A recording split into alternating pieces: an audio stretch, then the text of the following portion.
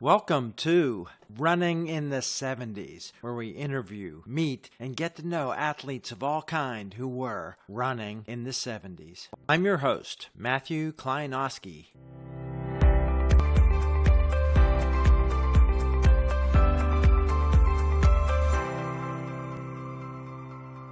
Today on the podcast, we're in Tennessee with the 24th member of the Ultrarunning Hall of Fame. He's a legend. He's got a lot of names and nicknames. One of my favorite is, some people call him the Da Vinci of pain, but he is not all just about pain. He's about inspiration and a long career, giant impact on the sport of running and ultra running. Today, welcome on the podcast, Lazarus Lake. Good morning, Gary. Good morning. I hardly recognize the introduction. We don't deal in pain here, but there may be some discomfort involved. Let's talk about your origin story, growing up, and the role of how the world has changed, just a glimpse from then, and how you got into running. Oh man, that's a lot of territory. I got into running because of a newscast on TV back in the 1966, and they had showed a family in Texas doing something they called jogging. When I look back on things, it was the first running craze. Lots of people started doing a small amount of this jogging every day. My dad and some of his friends would go to the high school track and do a mile. And I went and did a mile. It was the first time I could beat him at something. So in my mind, I must be a runner. Unfortunately, my dad was probably one of the few runners slower than me. Were you competitive as a kid? I think there's a competitive gene that runs in our family. I've got it. My dad definitely had it. My son has it. And his younger daughter seems to show the same kind of thing. Matter of fact, the Beans, I think she's 6. Hard to keep track of grandkids. They change really fast. But we're already worried because the driver's license thing, they have points with your driver's license. She likes to score points. I'm thinking this approach is not going to have the desired outcome. Yeah, that's the wrong incentive for her. She may go for the record. This track you went to, it wasn't an artificial track. We didn't have those very much. Or you were running on, was it a school cinder track? It was a school track, but Tullahoma was really advanced. They had a asphalt track. And by the time I was in high school, it was rubberized. It wasn't like what today, but it was the first rubberized track I ever saw. It looked more like they'd taken chopped up tires that were diced into tiny pieces and made a surface out of them. Did you compete in running? Just had one race in junior high school. When I started high school, I went out for cross country and then, of course, track.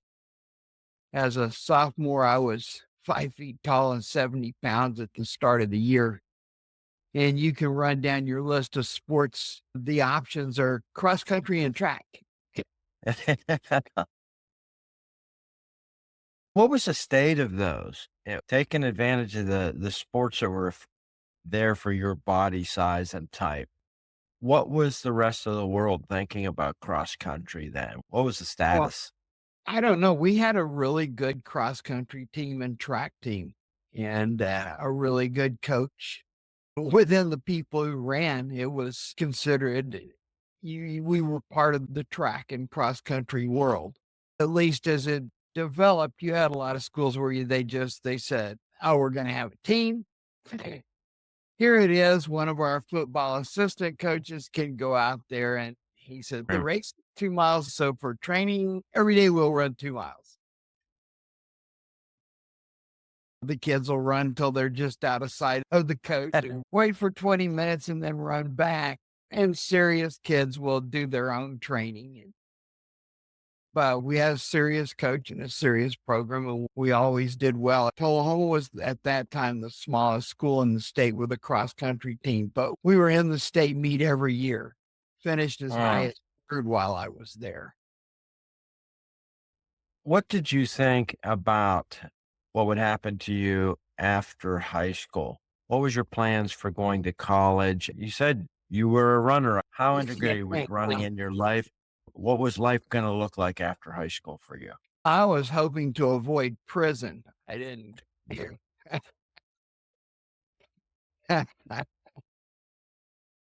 When I first got done with school and finished running, then that seemed like kind of the end of running because I wasn't particularly good. So there was a period of time during which I didn't really run.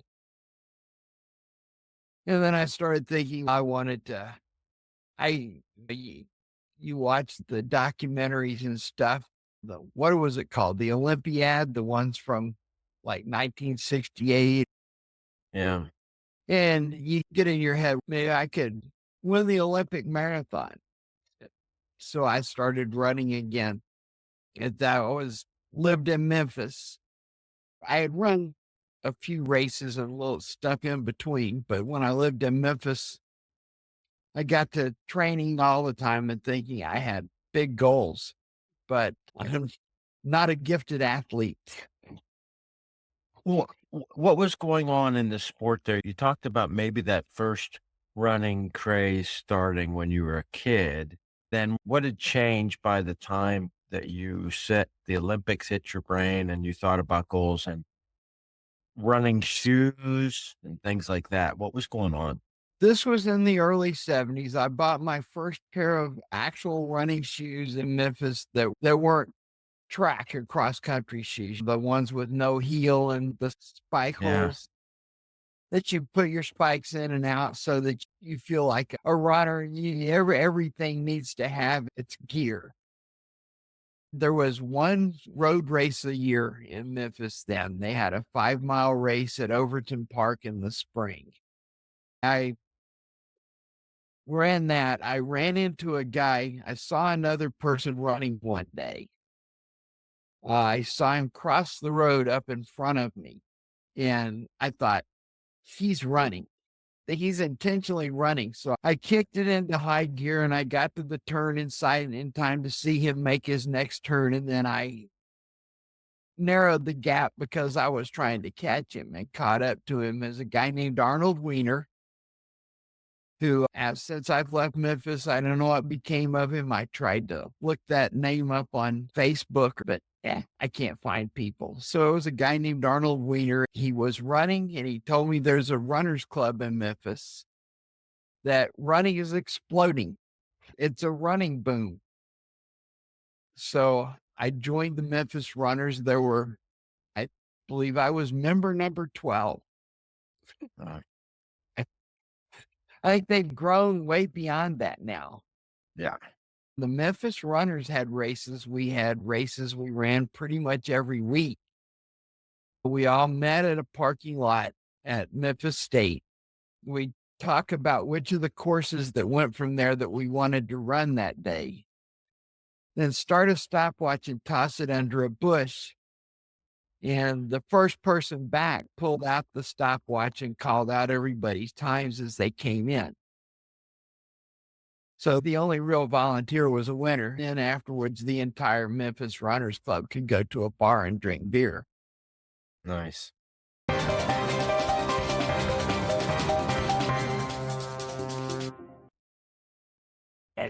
Yeah. Do you remember the first time you had to pay? And what'd you think about that? The 5-miler had an entry fee. It seems like it might have been as much as, I don't remember what it was for sure. Well, my mind was to say $5, but $5 was a lot then. The all comers track meets in the summer would cost a quarter. That's great. Okay. By the late 70s, you were thinking of running even farther than a marathon. When did the ultra running longer than marathon idea come for you?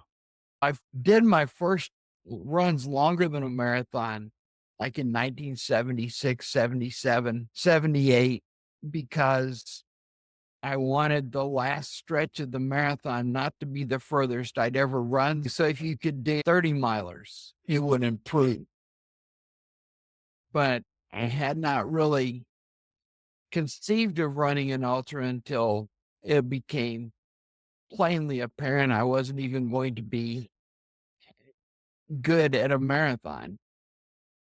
So then I started thinking the ultra marathon must be it. Look at your assets and you say, well, I'm always in good shape and I can tolerate a lot of abuse.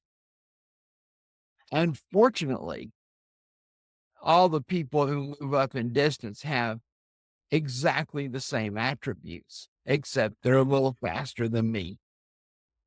Well, really, I moved up in distance repeatedly until you ran out of distance to move up.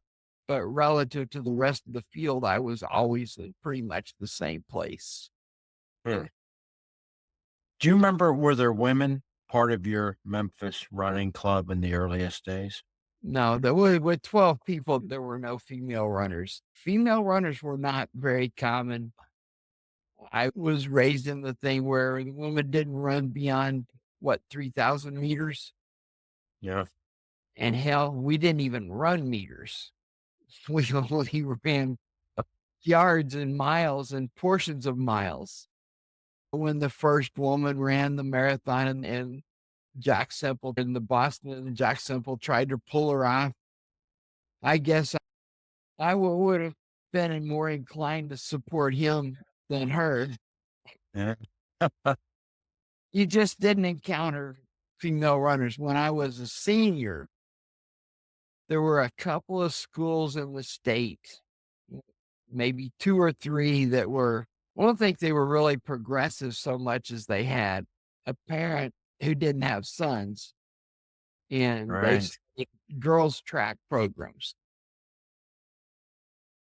that just began. It didn't take a long time to figure out that, yeah, women can run, but I'll never get beat by one.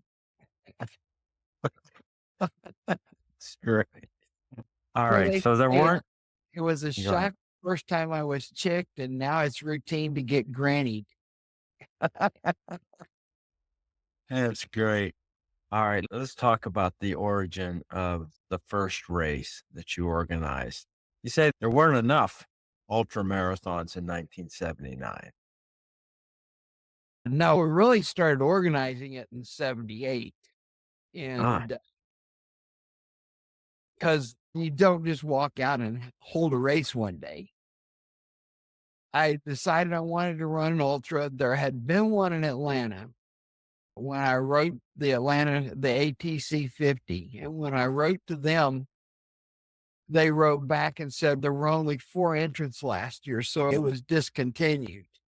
wow. And then I found there was ultras in New York City and Miami.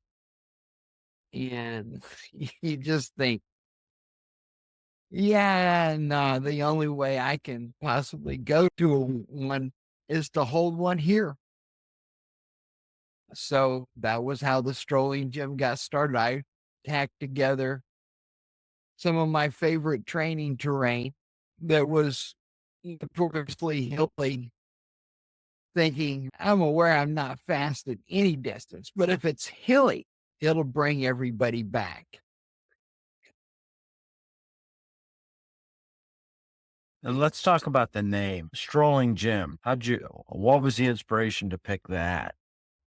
It was the first champion walking horse.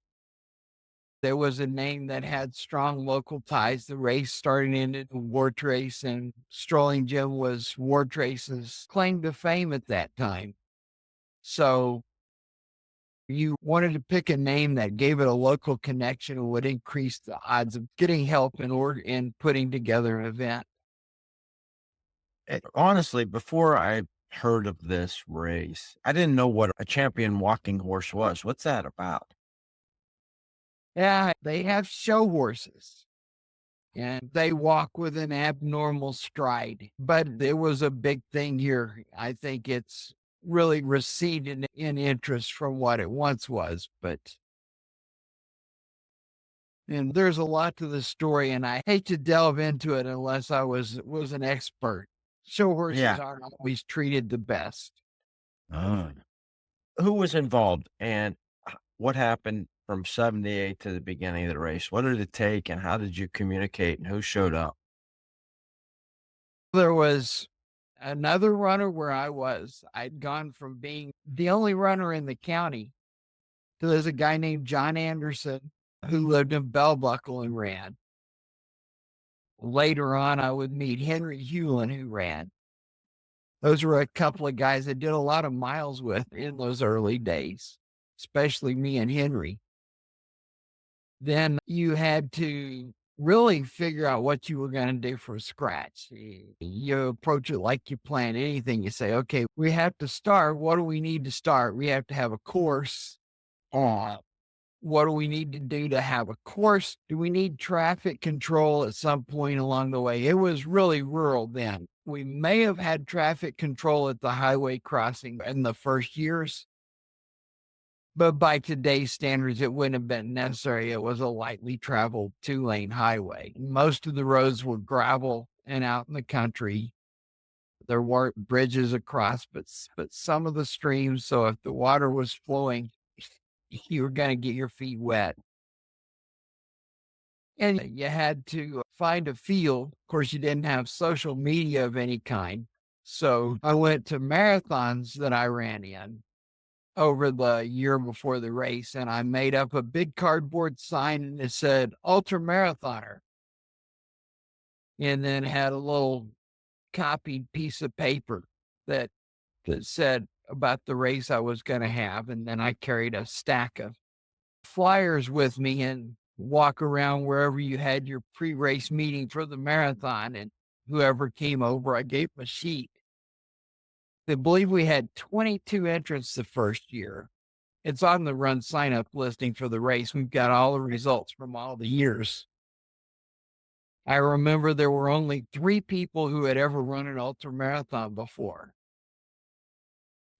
out of the 22. And I believe that 2 of the 3 had only run a 50K, and the other one was someone who had actually run some distance, like a 50 miler. Mhm. It was an adventure for everybody. How did you settle on the distance? The common thing for races back then, the entire course measurement thing had not really come into vogue.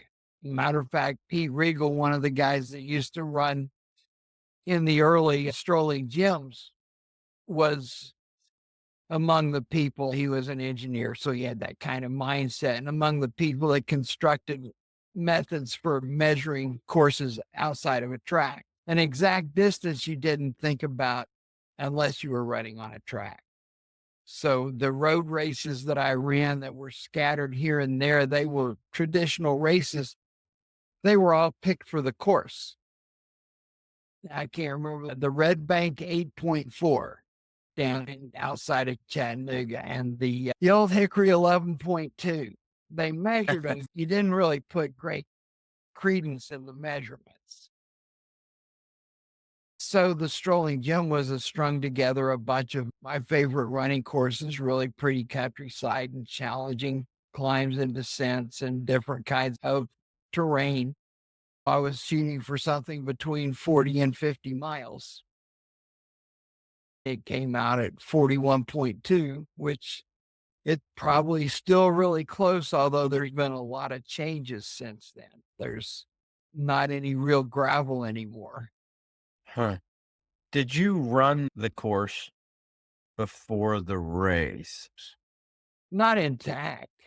The race was the first time I did 40 miles. Huh. In the approach, I had a minor injury over the winter. My training was way down and I was really only just getting back going when the race was held, but I ran it anyway because wasn't Yeah. going to wait another year to run an ultra. And I thought I could survive. And that was pretty much all I did was survive because I wasn't in the kind of condition I would have preferred to been in. And what were the results? 22 people started. Yeah, we had 22 start. I want to say 21 finished. Really? Since the beginning of the strolling gym, with thousands and thousands of people who have run it, at last I looked, the finishing percentage for the whole time is between 94 and 95%. Wow. Yes.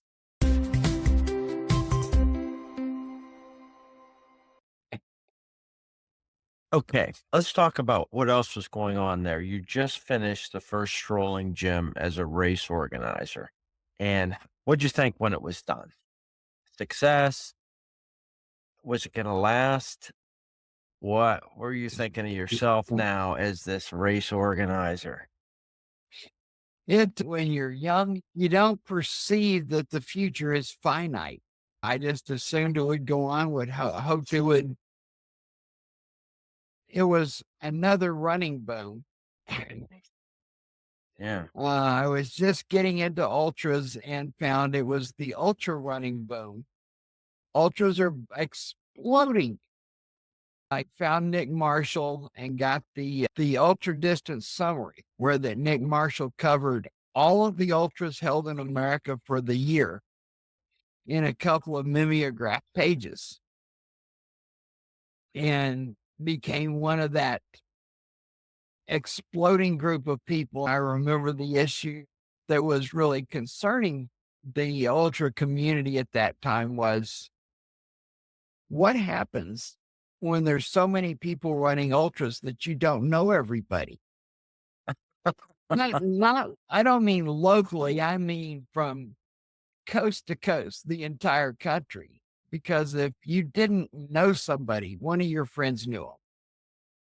The summary came out, you read it to see all the people who finished ultras that year. When Ultrarunning Magazine started in 1980, they put the results from every race was in the magazine. And you read all the list of finishers because at first you knew most of them, but it was growing. It grew out of the point where that people knew everybody. Yeah. You run hundreds of articles for Ultra Running Magazine. When did you start writing? Were you writing before you decided to write for the magazine? Not really. I've compulsively written stuff down all of my life, but what you did before the computer was, I just kept a lot of scratch paper. I'd have a pile of flyers with blank backs. And I wrote stuff, whatever I wanted to write, just because. And then I'd throw it in a box. And when the box filled up, I took it and threw it away. Yeah, And I the lost to whole running run history. long. And I also am a compulsive reader. And my subscription budget was already pushed past the limit. And here's a new magazine about running. And the only way I could think of to get that added was to write them and say, if I write an article every month, could I get a free magazine? Yeah. Wow. What name did you use on the articles? Oh, Gary Cantrell. Okay. Yeah. Lazarus Lake is a computer construct. I don't think it's an exciting story. Everyone's always interested, but it tells you how not exciting it is that still no one knows. Basically, it was distrust of email when email started out. That your first email was your your title at work or your name and your title at work, and it was a work email. And you wrote work emails to the people who were willing to use emails at work, not the ones who said, "Hello, everybody." But time went on and people started using email outside of work. And I'm sure pretty much everybody's first email, at least in my age group, it was their work email. And you go along and you sit down one day and you open your email at work and think, there's a lot too many personal emails in here. Right. And I need an email account. Then when you make your own email account, you're a lot more concerned about where does this shit go anyway? You hit boom, you hit the key and it's out in the air. It seems like it would be easy to intercept. So I didn't want to put my name on it because by today's standards, I guess, I'm not unstable, but I was trustful and stuck Lazarus Lake on there. And then the first social media came along later, which was the email list. And I just started writing stuff to the email list. I know you weren't supposed to use fake names to join the email list, but they let that one slide because it was what I had. And I wasn't pretending that I was someone else. Right. Did you write every single month? And what was going on in you? What were you writing about? Were you racing that much? Were you already thinking about more races that you would create and organize? There was only 10 issues a year, so it wasn't every month. But I felt so fortunate to get a free magazine and didn't want to have to give up some other publication to get that one. And I just wrote whatever issue came to mind. There's always issues with running.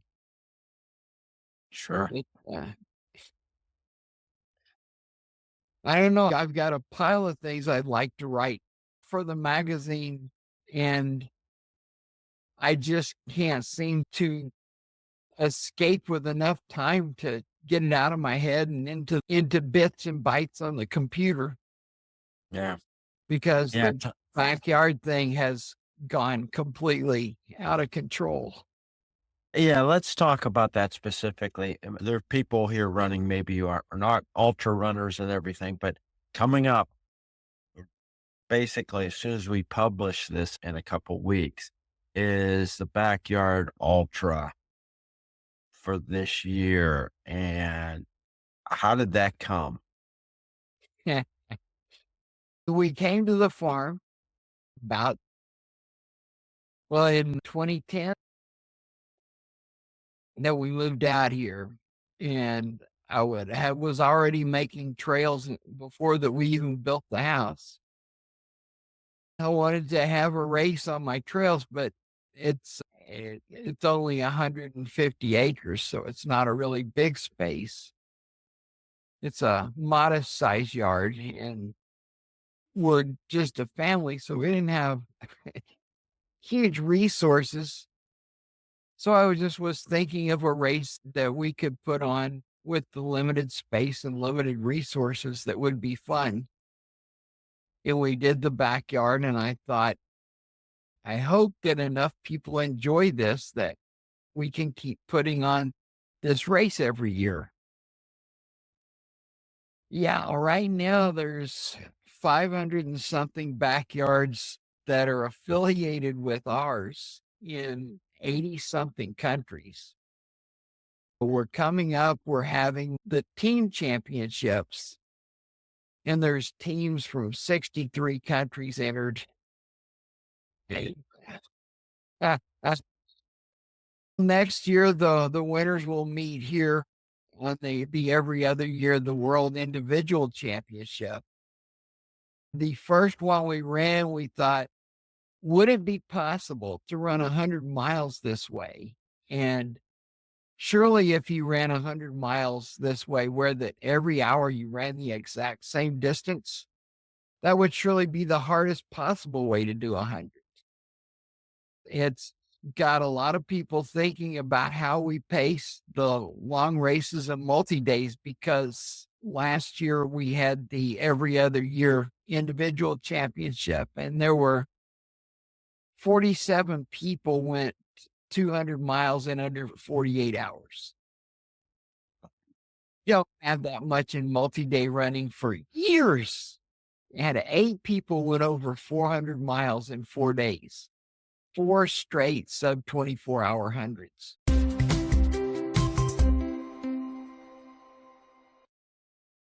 Let's talk about this worldwide, the timing on the hour, their time zones. What did you have in mind for as it grew, and how did you help people figure out, make sure we're doing this right on their time zone, start time, end time, all that logistics? Was that something you had to deal with that people figured out themselves? How'd that work? For the team championships, Yeah, the team championships are just, it's a response to the pandemic. We'd have a championship every year at Biggs, and the best runners would come.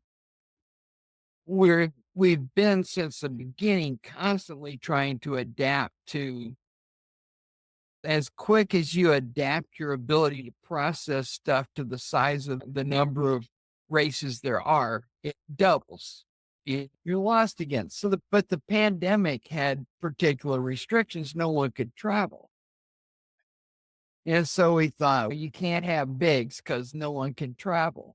But people were traveling to some extent. With most countries you could travel around within your country. right. So the idea came, we could have a race in the dead. There was already about 30 or 35 countries that had backyards in 2020, and contacted the people that put them on there and said, we'll have a 15-man race. We'll hold them all simultaneously. And each of these races, it will be the team for your country. And we'll see which race can log the most yards between all the runners. Because that way the scoring, the 15th guy is just as important as the one.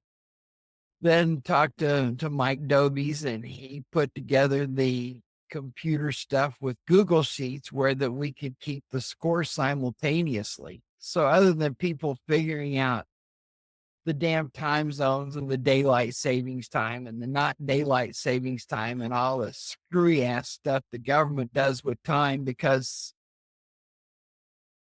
it's unbelievable. After more than 100 years, they haven't figured out just to get rid of daylight savings time. Yeah. And it's only a nuisance. It has no benefit. Anyway, I'm passionate about wanting to get rid of daylight savings time. Yeah. I think a lot of people agree with you on that. If you deal with people in all 24 time zones on a daily basis, and you want to put together an event where that at some date in the future, you're going to start the teams in at least 22 or 23 of the 24 time zones, maybe all 24. You got to figure out they're all going to start at the same time. What is that? There's countries that are 30 minutes off. There's countries that are on daylight savings time, off daylight savings time. When the government finally acted on, say, daylight savings time, what they in their infinite wisdom did was change the time that it switched, so that now all the countries in the world are no longer in alignment. They took something that you would think was as fouled up as it could get and figured out a way to make it even worse. You've had to think a lot about time. One thing we chatted about earlier is sleep and how much time you have in a day. And you're a special creature in that area too. I don't know how common it is, but it's I've got the low sleep gene. There isn't any doubt. I sleep a lot more than I used to, because I probably average over 4 hours a night. And it used to be pretty consistently 3 or less. I think when you get old, you just sleep way too much. Let's talk about your running through this. The first race you created, your own running, was there a shift in your identity? You've been a coach, you've been a race director. What are you best at of this stuff? Eating.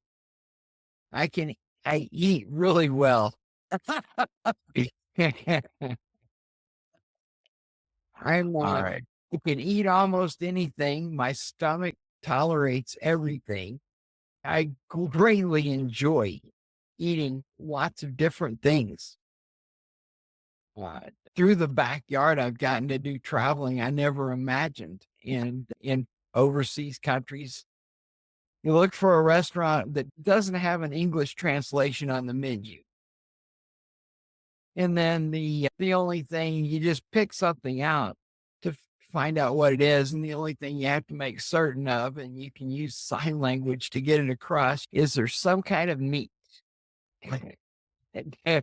Don't want to order a meal with no meat, because if there's no meat, it's not a meal. There you go. A monumental year. Maybe they're all monumental, but this year, huge number of finishers. The first female finisher. How was 2024 for you? Not everything went well for you this year in all your goals, but let's talk about the Barkley, which may be the most well-known thing. There's a film. I want to talk about that and on your all your thoughts. How did you feel? What was the film project idea? How did you feel about that getting made? Did that make an impact on the race and this year's great success? The film was entirely the work of Tim and Annika. Yes, I think that a lot of the magic of the film was that they had no connection with running. And while that there are many good running films out, they're done by runners for runners. And they have a straight across appeal or a narrow range of appeal. These are two people who knew nothing about foot racing from 100 meters to name a distance. And so their perspective looking at it was they made a film for everybody, and not just runners could enjoy it because of the topic, but other people that had nothing to do with running could enjoy it because I guess it's like they had the questions, or they would include stuff as information that a runner making a running movie wouldn't include, because everyone knows that. Everything about the Barclays jaw dropping to most people the first time they hear about it or get involved in it. I just love some of the features you have, the paperback book page retrieval. It's just a brilliant thing. Everybody's got to watch this movie a few times and enjoy it, whether they're involved in ultra running, whether they're involved in the sport at all. Again, you create this race with the vision of time and infinity is ahead. Over the years, are there a couple moments that stand out? I Surprise? the Barkley, in particular, when there's a finisher, it stands out because you're there for the whole time. And I think you can have a concept in your mind that it's really terrible what they go through, but you have to be there and see the duration and the punishment. It's always a case you're watching people head out in those fourth and fifth laps, and you're thinking, if I was a responsible race director at a normal race, I would have pulled this person off the course and told them, you're through. And we just watched him head down the road, limping and hobbling, and thought, yeah, he's looking pretty good. Yeah, he's good. Got a good shot. He's got a good shot.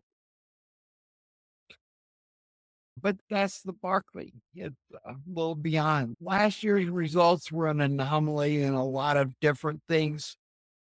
The strength of the field, the unbelievable weather, the configuration of the course, the timing of when it started, and just every factor fell into place.